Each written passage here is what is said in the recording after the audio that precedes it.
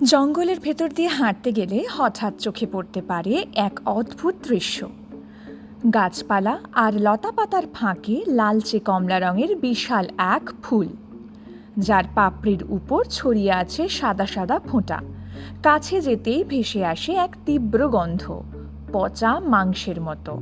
এই দৃশ্য প্রথমে ভীতিকর মনে হলেও এটাই প্রকৃতির এক বিস্ময়। রাফলেশিয়া আর্নেন্ডি পৃথিবীর সবচেয়ে বড় ফুল। এই ফুলের ব্যাস হতে পারে প্রায় 3 ফুটের বেশি আর ওজন পৌঁছায় 11 কিলো পর্যন্ত। কিন্তু আশ্চর্যের বিষয় হলো এর কোনো পাতা নেই কাণ্ড বা শিকড়ও। এটি পুরোপুরি এক পরজীবী উদ্ভিদ, যে বেঁচে থাকার জন্য অন্য গাছের ডাঁটা ও শিকড়ের উপর নির্ভর করে।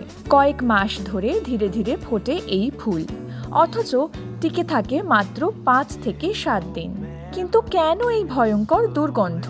আসলে এটাই এর কৌশল। ফুলের গন্ধ এতটাই পচা মাংসের মতো যে মাছি ও পোকামাকড় মনে করে এখানে খাবার আছে।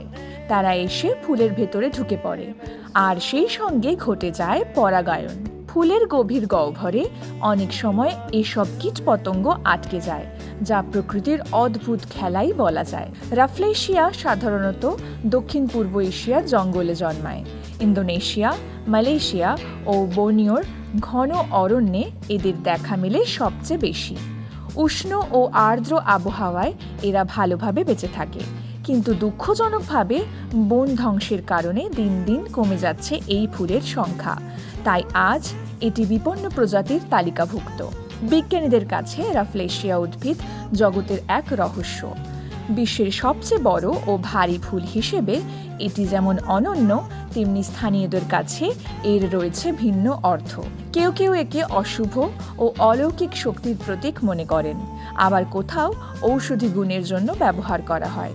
অদ্ভুত এই ফুল আমাদের মনে করিয়ে দেয় যে প্রকৃতির ভেতরে কত রহস্য লুকিয়ে আছে। একটি ফুল যা একই সঙ্গে সুন্দর, ভয়ঙ্কর আর অলৌকিক। তার সংক্ষিপ্ত জীবনে সে শুধু নিজেকে প্রকাশই করে না, আমাদের শিখিয়ে যায় প্রকৃতির প্রতিটি বিষয়কে সম্মান করা আর সংরক্ষণ করাই আমাদের আসল দায়িত্ব।